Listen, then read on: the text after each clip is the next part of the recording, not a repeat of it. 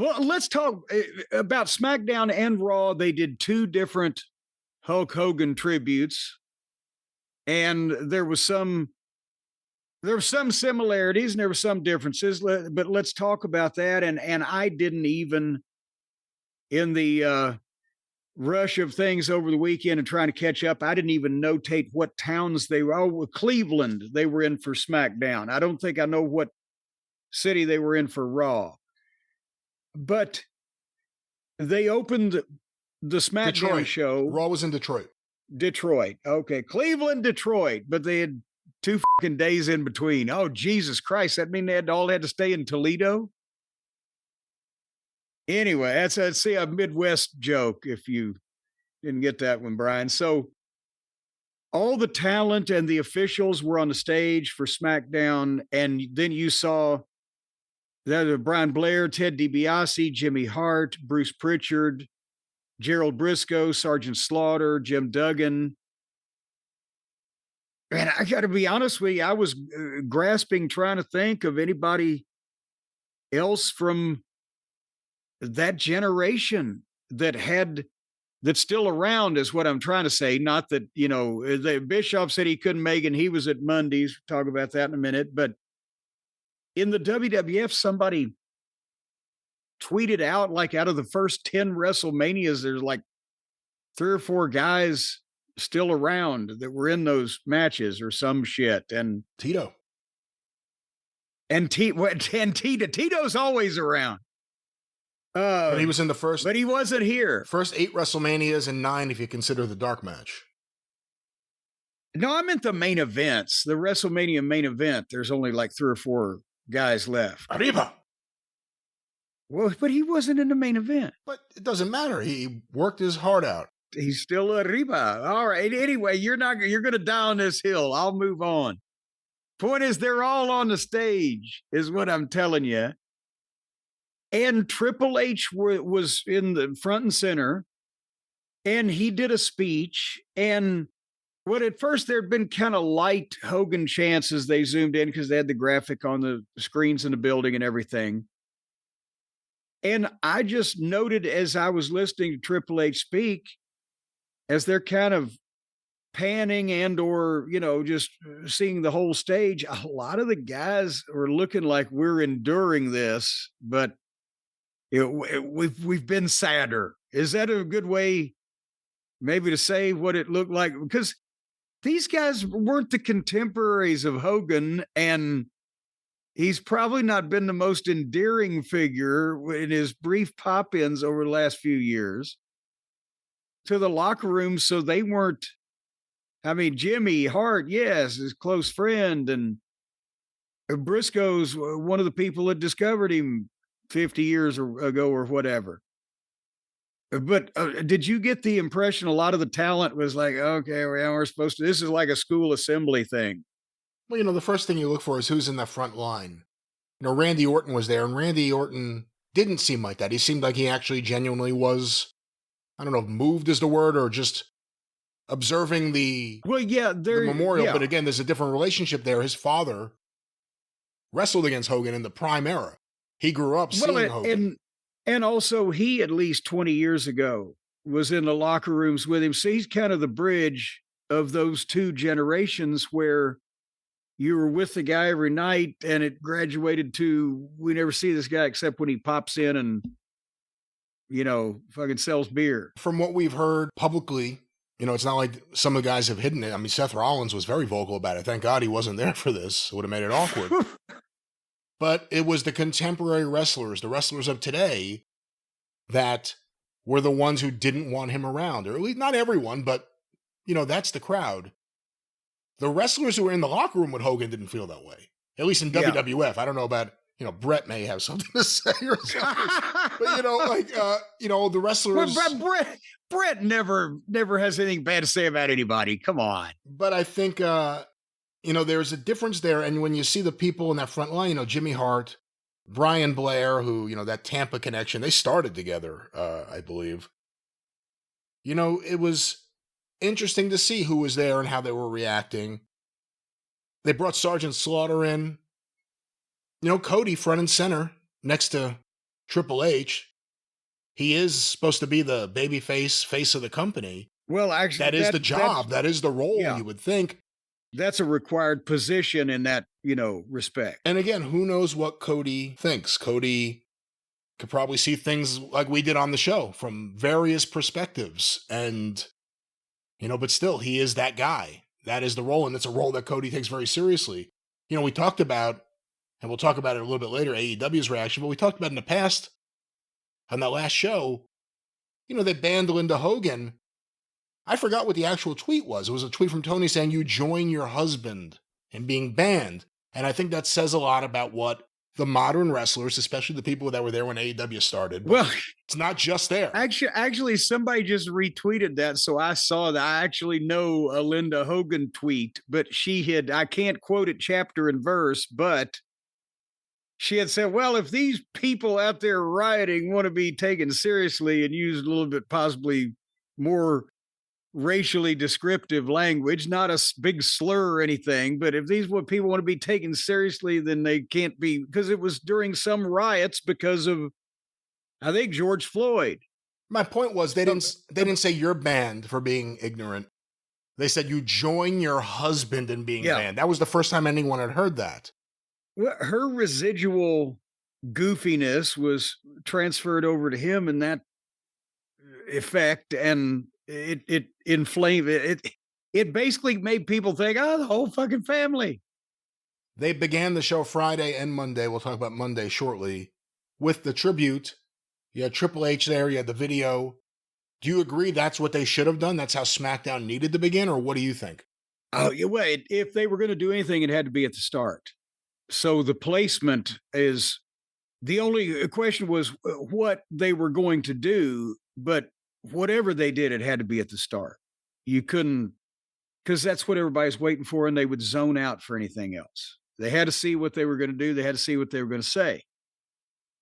And again, and I can hear the meetings now in Stamford or wherever they're having their meetings these days.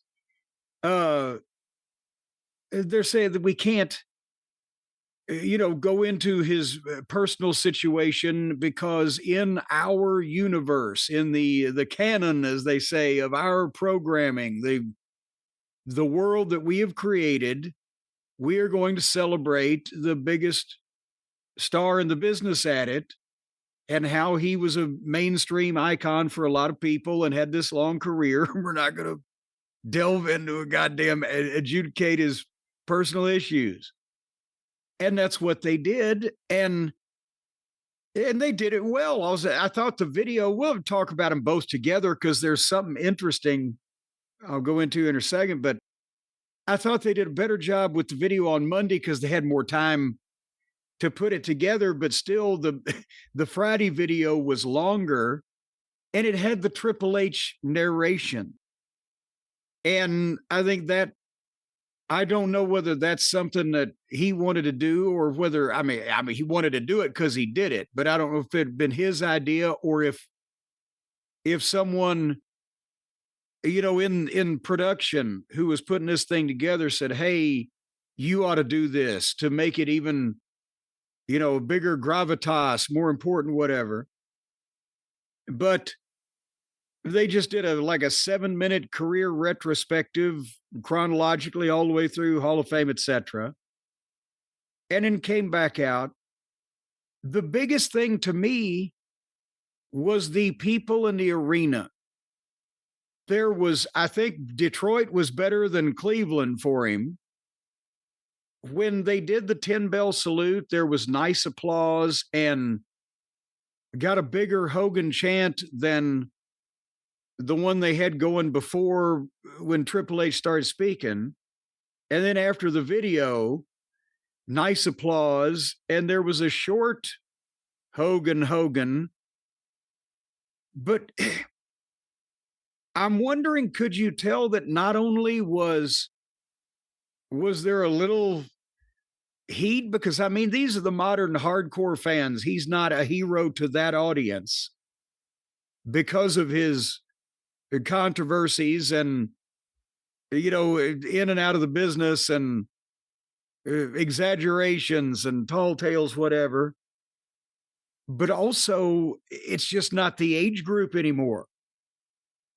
If this was Austin, would they have been? I guess what I'm saying is, would there have been a big chant? Because they get a bigger fucking chant when he shows up, Austin. Have we removed ourselves too far timeliness for the average wrestling fan, even if they haven't formed a negative opinion of it? I don't know, because I think Detroit, it seemed like it was a pretty strong reaction. Again, It was stronger there. There are some boos mixed in with the Hogan chants, and you do have to, equate for that. You have to take into account the idea that there are fans there that may not react at all, or may stand there silently, or may boo. But again, in terms of the audience they're hitting with that video, and I thought both videos were very well done, with some very interesting things put into the second video. But I think the fan base that goes to the shows, a lot of them may be people that, at a minimum, caught the tail end of Hulkamania 20 years ago in WWF, or maybe even WCW. Look, if I'm a fan, I'm not going to the shows, but there are plenty of fans my age who grew up in the same era that I did, and the fans a little bit older than us who were watching Saturday Night's Main Event in 1985. So I don't think it's outrageous to think that it's the audience. It's not like it's just all young kids going. Again, you can't get around the self-induced issues that were front and center, and some fans just never are going to look past it. And I think that was kind of the sad thing. And I don't know, maybe it's just, like Dundee used to say about me when I first started, Cornette, if we ever smarten you up, it'll kill your gimmick. Dominic on Raw Monday night was standing in the front row chewing gum and just looking around like, when will this bullshit be over with? How about Ciampa? Through the whole thing. How about Tommaso Ciampa out there on Smackdown with no shirt on?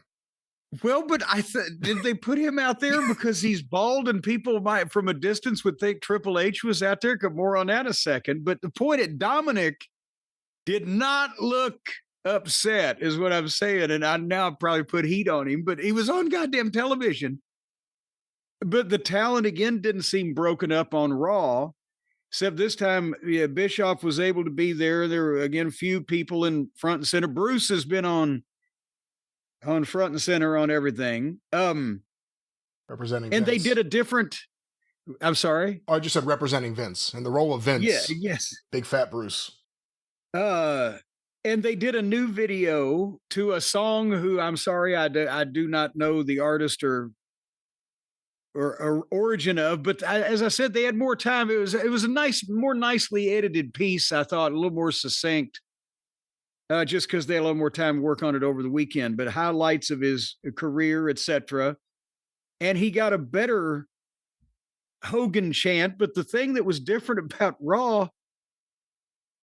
It was disorienting to me at first because they had all the talent on the stage again, all the Raw crew, and Triple H started speaking. And then I realized Triple H wasn't on stage. They played the audio of the speech he made from Smackdown Friday night. Yeah. It took me a second too. I'm like, where's Triple H? I hear him. It sounds like he's saying the same thing he said the other day. Yes. And he stumbled over the same word. And then I realized that's why I like is Tommaso out there so people at a distance will think it's him. But that was what was a little disorienting to me sensorily at first. Is like, where the fuck is he? And then I realized, well, he can't be there because he's not saying these things. So he was with us in spirit and on audio tape.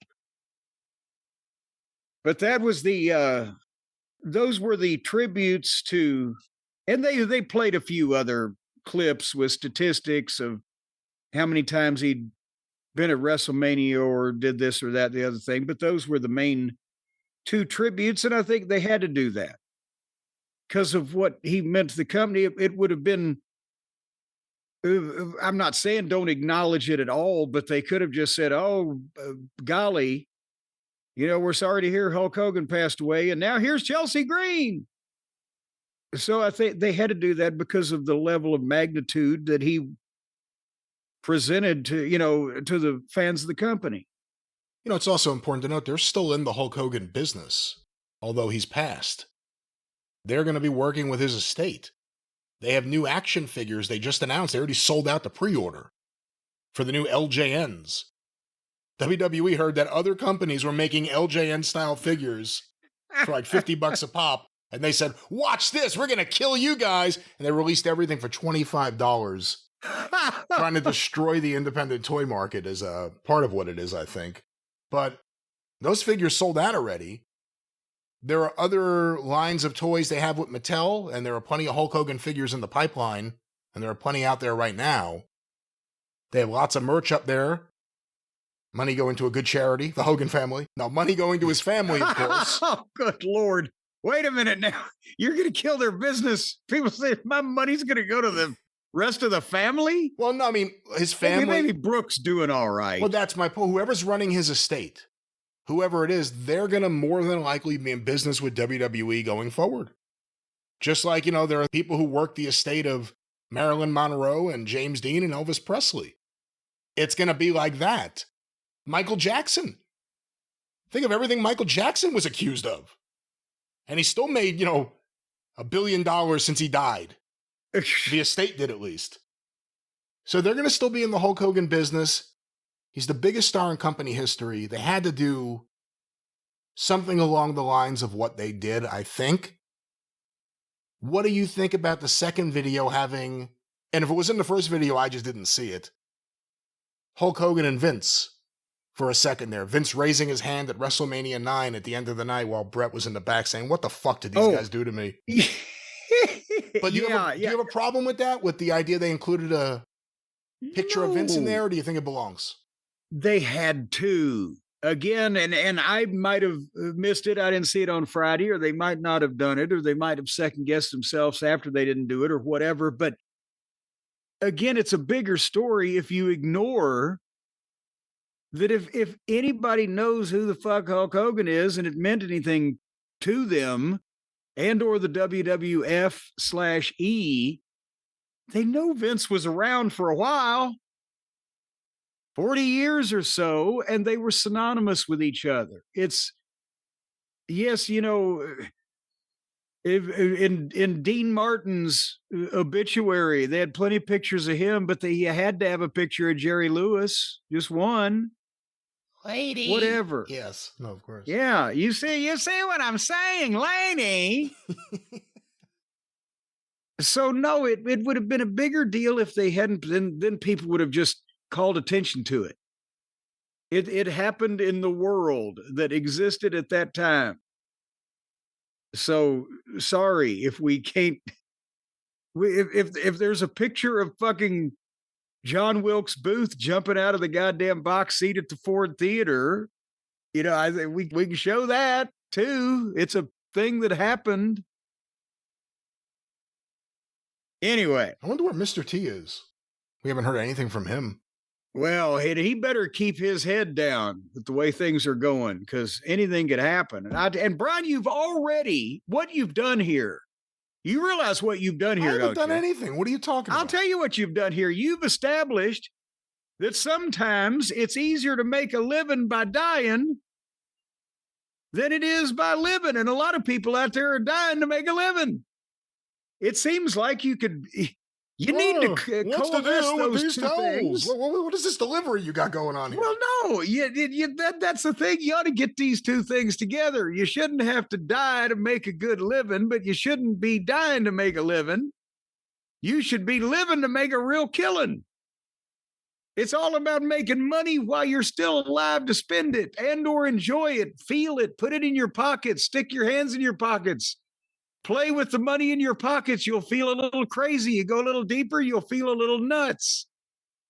We got to figure out a way for the people to make some money out there, Brian. You see where I'm going with this? There you go. Is that where you're going? There you on go, your bike? Baby. Your little bike here? I'm just tootling down the neighborhood on the sidewalk on my bike. Tootling. And I'm throwing paint bombs at all the little kids with the lemonade stands because I want to ruin their business and corner the market Paint bombs? in the lemonade business. What's a paint bomb? A paint bag, that's where you take paint, you put it in a fucking plastic bag, you tie it off, and you throw it at the goddamn lemonade stand, and boom, and then they're out of business. Well, once again, let's just say that we don't want to encourage any other adults to go around there with paint bombs. No, but looking for lemonade stands. If you're about the age of Leave It to Beaver, this is the thing you can get away with, kids. Leave It to Beaver. But here's the thing: you want to quarter the market on the lemonade stands, and then you want to buy lemonades that are only a day or two older than they're supposed to be from the store, and then you want to reduce your overhead and all these type of things. See, this is how you need help from Shopify, folks, because Shopify are professionals at this. Now, you might just go out in your front yard and open up a lemonade stand, and just come what may, people might walk by and give you money or not. You're just sitting there like a bump on a log, not selling much aid. You need some aid to sell some lemons. But if you had Shopify behind you, their marketing team, their easily created email and social media campaigns, their product descriptions, their page headlines, their product photography, their helpful AI tools that accelerate your content creation, your own design studio, to build a beautiful online store so that you don't have to just sit out there in the front yard. You can have one of your other kids inside online making money some kind of way. And the lemonade market will be yours. It will be yours when you paint bomb all the other lemonade stands in the neighborhood. And then you've cornered the market on those 2-day-old lemons. Metaphorically. And then you're getting every kid in the neighborhood from those unemployed stands to come begging for a payoff from you. And then you've got them in your network, and they're trucking your lemonade all over town in their bicycles with the basket in the front. Ding, ding. Listen, there you go. No more ding ding. Let's say that this is a metaphorical example. What we're really talking about is commerce, online commerce, and business. And who doesn't love business, especially business people? And you got products out there, the many listeners, mom and pop Cornette listener out there. You've got your products. You need to sell them, whether they are lemonades. That wouldn't work. And I can't say whether they're lemons or not, because don't sell a lemon. But you need help, and we've got a partner that's in our pocket. There he is. They're there for us. Shopify. Tell him, Jim. Well, I'll tell you this, that, yes, here's the thing. We don't like business people. Business people are tools of the devil. We like mom and pop that aren't related to business. And that's why you get a hold of the business people at Shopify, and you make a Faustian bargain with these business people. Because then they'll help you screw the other guy. No, there's no screwing. So that you can get ahead before anybody else does. Because it's a charity begins at home, and you need to reward the poor with money in your pocket so you won't be poor. And that's where Shopify comes in. Ladies and gentlemen, practical examples work. Shopify powers our online store, ArcadianVanguard.com, the great t-shirts for this here show. It's going so well. The Drive-Thru, and of course, Travis Heckel artwork. That store is powered by Shopify. You can find us on the Shop app. I got to tell you, we do great. You can do that too. Get your products everywhere with the Shop app, and they are a great partner. Easy sales. Everything's easy. It's great. This is a real endorsement. We really use it. You should too. Help us out. Come on. Or if you just want to just go ahead and just turn yourselves over to the evil empire and let them fill your pockets with filthy lucre, go to Shopify.com/JCE right now. You're going to get a $1 a month trial period where they hook you. They show you all the ways that you can't live without them. They'll change your standard of living. They'll get you out of that filthy hovel. They'll start having you eating solid food again that doesn't have any kind of green on it. Shopify.com/JCE, the $1 a month trial period. Everybody's got $1. Roll a wino.